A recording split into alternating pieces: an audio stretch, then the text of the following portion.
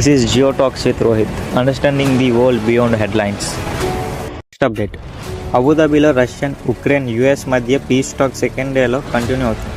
Ukraine president Zelensky చెప్పారు వార్లో 55,000 Ukraine soldiers చనిపోయారని.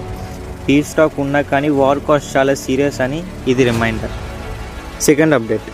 యుఎస్ అండ్ ఇరాన్ అఫీషియల్గా ఒమాన్లో టాక్కి మీట్ అవ్వబోతున్నారు.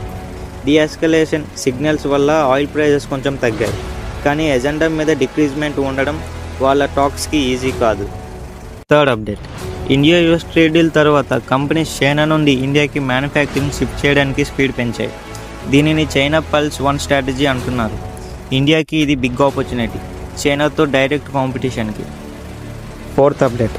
బల్చిస్తాన్ అటాక్లో 250 మంది పైగా చనిపోయారు.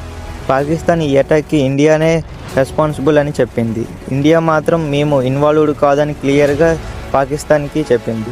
ఈ వైలెన్స్ వల్ల చైనా పాకిస్తాన్ ఎకనామిక్ కారిడార్ డేంజర్లో పడుతుంది. Fifth update. లాటిన్ అమెరికాలో యూఎస్ అండ్ చైనా మధ్య పవర్ ఫైట్ జరుగుతుంది.